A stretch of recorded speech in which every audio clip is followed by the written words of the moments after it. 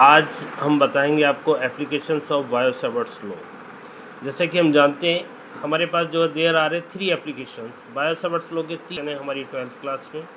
पहला है magnetic field at the centre of a current carrying circular loop. पहला कौन सा है हमारे पास? मैग्नेटिक फील्ड बताना है हमें कहाँ, सेंटर पे, किसके द्वारा? एक करंट कैरिंग सर्कुलर लूप है उसके द्वारा।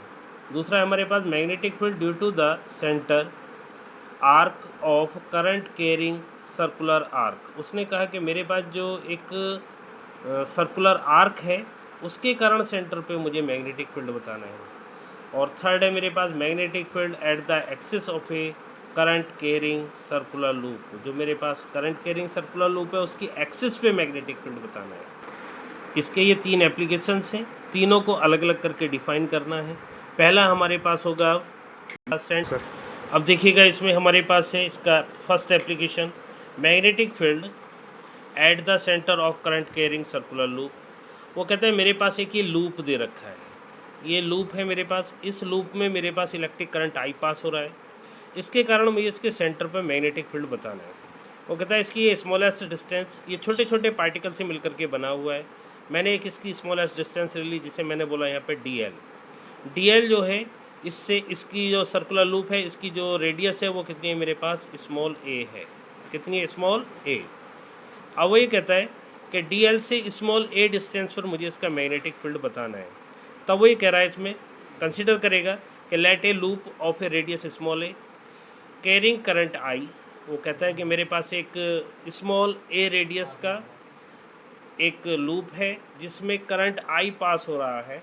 The magnetic field of its centre, वो कहता है इसके जो सेंटर है उसमें मैग्नेटिक फील्ड मुझे बताना है बाय ए स्मॉल एलिमेंट। मैंने कहा ना कि छोटे एलिमेंट के कारण मैं निकालूंगा पहले, तो कहता है by a small element d l of the loop. वो कहता है इसके बाद according to Biot Savart's law, Biot Savart's law के अकॉर्डिंग हमारे पास इस स्मॉलेस्ट पार्टिकल के कारण जो मैग्नेटिक फील्ड निकलेगा इसके सेंटर पे वो आएगा मेरे पास D B is equal to, smallest distance है तो स्मॉलेस्ट ही मैग्नेटिक फील्ड होगा। मेरे पास आएगा यहाँ से d B is equal to mu not upon 4 pi I D L sine theta upon r square.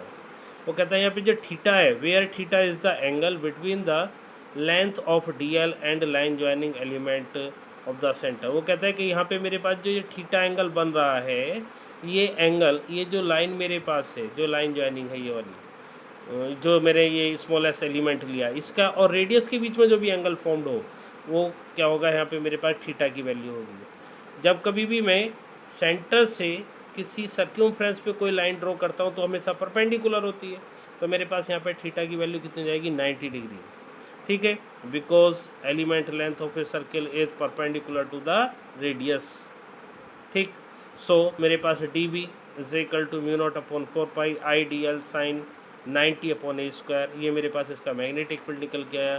Sign 90 की वैल्यू 1 होती है तो मेरे पास आया यहाँ से d B is equal to mu not upon 4 pi I D l upon a square. इसके बाद वो मुझे चाहिए इसकी पूरी सर्क्यूमफ्रेंस के कारण, तो मैं क्या निकालूंगा यहाँ पे, टोटल, क्या निकालूंगा मैं यहाँ पे, total magnetic field at the centre of this loop. तो मैंने यहाँ से डेरिवेटिव हटाऊंगा तो दूसरी तरफ इंटीग्रेशन लगाऊंगा। मुझे पूरा चाहिए, यहाँ से स्टार्ट करूँगा और ये घूम करके कहाँ आएगा मेरे पास, फिर उसी पॉइंट पे आना। जैसे बोलता हूँ मैं curl integration, V is equal to curl integration mu not upon 4 pi I D l upon में कितना आएगा, ए स्क्वायर। फिर यहाँ से मेरे पास जो कॉन्स्टेंट टर्म्स ने बाहर ले लिया, V is equal to mu not upon 4 pi I a square. ये क्या है मेरे पास, कॉन्स्टेंट है, मैंने बाहर ले लिया। मेरे पास है कर्ल इंटीग्रेशन डी एल। उसने कहा कि इस पूरे की जो सर्क्यूमफ्रेंस है वो कितनी निकल करके आ रही है, इस पूरे की सर्क्यूमफ्रेंस मेरे पास आएगी 2 पाई ए। 2 पाई आर होती है ना, तो इसकी रेडियस ए है, तो मेरे पास कितनी होगी 2 पाई ए। 2 पाई से 4 पाई चला गया 2 बार, मेरे पास अब यहाँ से निकल करके आएगा, यहाँ से मेरे पास निकल करके आया V is equal to mu not upon 2 pi I into a square into a, क्योंकि मेरे पास 2 पाई से 4 पाई चला गया था 2 बार, एक ए से यहाँ पे कैंसिल हो गया, मेरे पास ये रहा। मेरे पास फार्मूला निकल के आया V is equal to mu not I upon में 2a।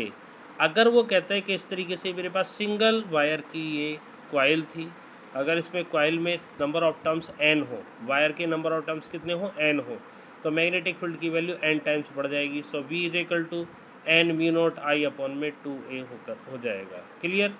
अब इसका सेकंड पार्ट है मेरे पास magnetic field due to the current carrying circular arc. इसे अब हम कल कराएंगे।